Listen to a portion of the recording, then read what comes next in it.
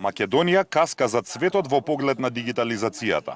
Во презентацијата на 24-та годишна конференција на Македонската берза во Охрид, директорката на ЦАСИС Филомена Пљаковска-Аспровска вели дека 95% од светските компании се дигитализирани. Вештачка интелигенција, автоматизација, iCloud наместо сервери и електронска трговија. Во Македонија целата дигитализација е во развој, но далеку од светското ниво. Фирмите немаат пари, законите се застарени, има отпор кон промени, но можеби и најважно, нема луѓе кои може да ја направат модернизацијата. Нашите најдобри студенти најчесто заминуваат во Германија, Холандија, над 40% од IT позициите не се пополнети, секој програмер кој што ќе замине е изгубена можност за дигитализација. Сепак не е се толку црно. И во земјава има примери на успешна дигитална трансформација и во приватниот и во јавниот сектор.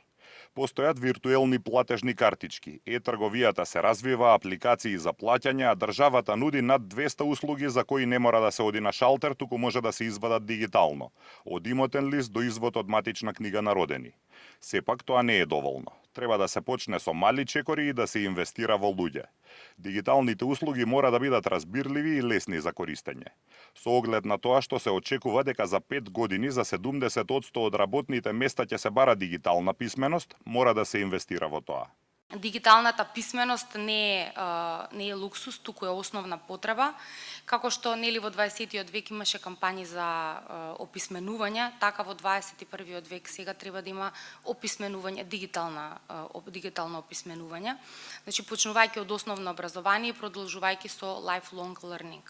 Сепак, Пљаковска-Аспровска посочува дека не е се изгубено. Ако почне да се работи на дигиталната трансформација веднаш, Македонија може да стане лидер во регионот до 2030-та, со оглед на тоа што технологијата рапидно се менува.